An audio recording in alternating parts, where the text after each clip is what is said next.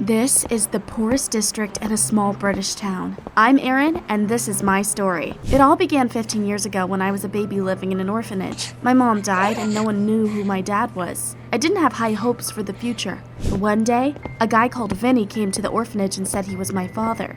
Erin, are you ready to become my family? Of course I was over the moon. Vinny signed all the papers, and soon I moved to my new home. It turned out when Vinny said family, he meant a stern guy called Ash and a chatterbox named Tomo. They were my dad's best friends. Hey, Erin, I'll be your father too. Call me Papa Tomo. I can be her dad too. I'm Ash, nice to meet you. That's how I got 3 dads all in one day. Vinny showed me a picture of the 3 of them standing next to Mom. We were friends back when she was still with us, and we will take care of you now. It was so touching I shed a tear. However, I quickly wiped it away because now I had a real family. My 3 fathers owned a small restaurant in our neighborhood. Ash worked as a security guard there. Tomo was the administrator, and Vinny was the cook.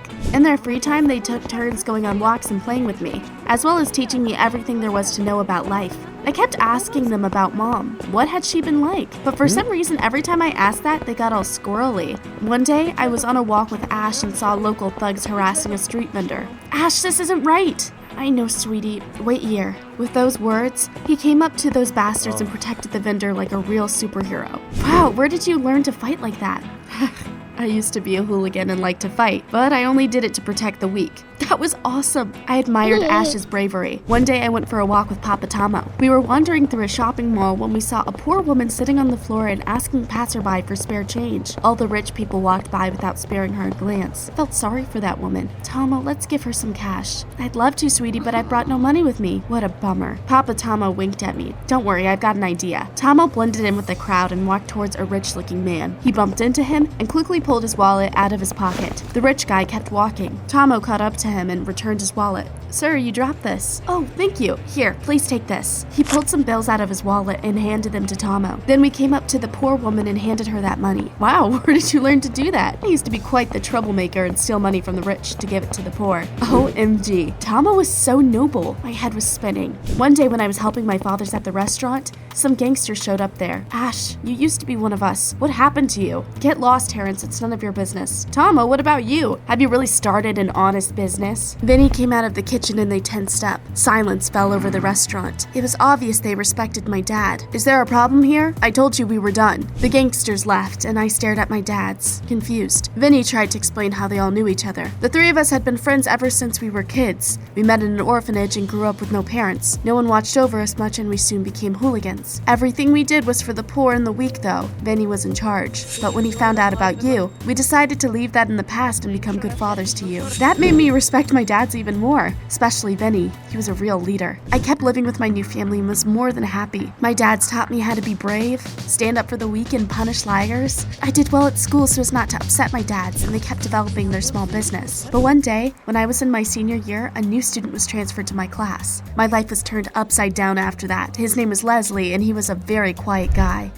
What the fudge was he doing in our neighborhood? Naturally, some guys tried to bully him first chance they got. I stood up for him. Leave him alone or I'll kick your butts. The bullies knew me and my father, so they quickly backed off. The new guy and I got to talking. It turned out his family had recently moved to our town. He had no friends, and I'd promised I'd watch over him. When I came back home, I noticed that my dads were on edge. Is everything all right? This is grown-up stuff, young lady. Oh, whatever. I snorted and went to my room. Leslie and I spent the evening texting each other, and I learned a lot of interesting things about him. He turned out to be a good guy, so I said we should hang out at the mall sometime. We did it the very next day. As we wandered through the mall, we saw a hobo asking a rich passerby for money. Want to see a trick? I did everything like Papa Tomo taught me and stole a wallet from a rich man. And then, sir, you dropped this. Oh dear.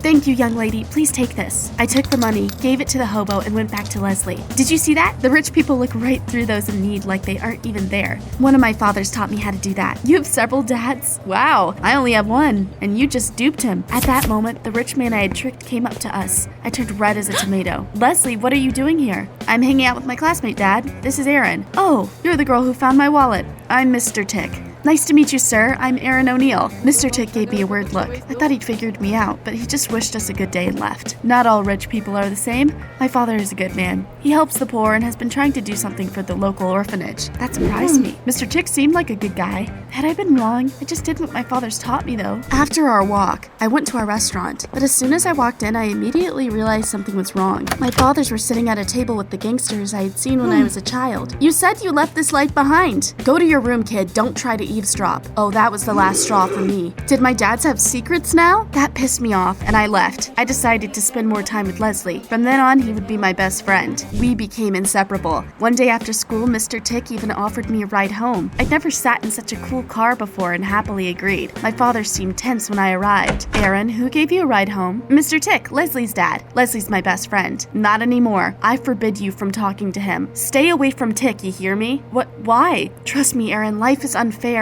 Rich and powerful people can do anything and get away with it. They didn't say anything else on the matter and sent me to my room. I was sick and tired of their secrets. As I lay on my bed and stared out the window, I saw my dad's leave. That night, I woke up when Vinny, Tomo, and Ash came back home. They were tired and out of breath. That was weird. What had they been up to? I was getting ready for school the next morning when the police burst into our house. They handcuffed my dads. What's going on? They didn't answer me and drove us to a police station. What had my parents done? I ran to school, found Leslie, and told him about my problems. I'm sorry, Aaron, I had a crazy night too. My friend told me there had been an alarm system breach at his home. The cops spent half the night chasing someone across the district. And then Leslie's father discussed something with them. My gut was telling me everything that had happened was connected. Leslie, we need to get to the bottom of it. We skipped school and went to Leslie's father instead. Mr. Tick told me something that made me see Vinny, Tomo, and Ash in a different light. According to Mr. Tick, they had disabled the alarm system and broken into his house. Then they had attacked and robbed him. Mr. Tick had called the police, but they got away. The police tracked them down and arrested them the next morning. No, my fathers wouldn't have done that. Mr. Tick sighed and took my hand. Aaron, Vinny lied to you. He isn't your real father. How do you know that? Because your real father is me. Are you lost for words? Imagine how stunned I was. It's true. I can prove it. With those words, he showed me several photos. I saw my mom, young Mr. Tick, and a baby in his arms. It was me. We were together when you were born. At the time, I was already married and had just had Leslie. My parents were strict and forbade me from staying in touch with your mother or recognizing you as my daughter. They insisted I leave the country with my family, but I never forgot you and believed that one day we could meet again. Tears welled up in my eyes. I hugged Mr. Tick and cried like a baby. Now I had a father and a brother. However, something was still bugging me, and I headed to the police station. The cops let me talk to Vinny, Tomo, and Ash. What happened that night? We wanted to break into Tick's house and find evidence he was a criminal, but the alarm went off and we had to leave. I didn't believe Tomo. That's not what Mr. Tick had told me. Is he my real father? And don't feed me any more lies. They avoided my eyes and I realized that they had known the truth. You've been lying to me my whole life? I went back home and cried all through the night. My fake fathers pissed me off. They weren't good at all. The next morning, I was woken up by a knock on the door. There was a woman standing on the porch. Are you Aaron? I'm from social services. I am. What happened? Your guardian is in prison, so you'll have to go back to your orphanage. What? I don't want to. You don't get much choice in the matter. Pack your things. I will wait for you in the car. It was a nightmare come true. I tried to run away, but the woman caught me and dragged me to the car. Let her go. I turned around and saw Mr. Tick. He came over and showed the social worker some documents. I'm Aaron's father, and she's going to be staying with me from now on. The woman had to let me go. In a few minutes, I was already in my new home. I was walking on air. No one would be taking me back to the orphanage. I was wary of my new family, though. What if they wanted me gone? But in a couple of days, I realized I had been worried for nothing. Leslie was a wonderful brother, and Mr. Tick's wife turned out to be very kind. Mr. Tick himself was incredibly generous. He showered me with expensive gifts. I was on cloud 9 and thought less and less about Vinny, Tomo, and Ash by the day. That didn't last. One day soon, I overheard Mr. Tick talking to the mayor. I can finally buy that disgusting orphanage and build a shopping mall in its place. Thank you for forging the documents, Mayor. I am in your debt. You're quite welcome. There's also that hospital. It could be demolished too. Great. We're going to be rolling in money. I couldn't believe it. So that's why Mr. Tick was filthy rich. The children from the orphanage were going to end up in the street, and that hospital was the only place that poor locals could get medical help. Something had to be done. I ran to the police station to talk to my fathers. That Tick dumped your mom and took off. She passed away soon after, and we decided to adopt you. When we found out that bastard was back in town, we were worried. Soon we found out he was in cahoots with the mayor. That's why we wanted you to stay away from him. I looked at the 3 gangsters that raised me and felt ashamed of myself. They were good guys and had done right by me, and I almost left them there to rot. Don't worry, guys. Mr. Tick doesn't know who he's messed with yet. Later, I cornered Leslie. What happened that night, huh, brother? You told me no one broke into your house, but our father claims you were robbed and lost a bunch of valuable stuff. Leslie lowered his eyes guiltily. I'm sorry, Aaron. Dad told me to keep my mouth shut. So that's what it was all about. Mr. Tick slandered my fathers to get them arrested. My mom actually hates you. She only pretends to like you because Dad gives her money. Well, that wasn't hard to believe. I firmly decided to stop pretending everything was fine. Vinny, Tomo, and Ash were right. Money ruled the world. I came up to Mr. Tick and told him I knew everything. You are a scumbag who deceives people to get dirty money. He smirked, and I hardly recognized him. You're using that dirty money, aren't you? Don't you like it? Either leave everything I gave you here and get lost, or shut up and enjoy your life. Pleased with himself, he left, and I realized that I was in big trouble. Still, I was determined to finish what my 3 dads had started and find proof Mr. Tick was breaking the law. At night, I snuck into his study and rummaged through the papers. Soon I found a contract signed by our corrupt mayor. I was about to leave, but then my blood ran cold. Well, I knew you'd do something like this. Hand those papers back. Dream on. I ran out of the study. Mr. Tick followed me. He was faster than me, but he had never run away from cops through the slums.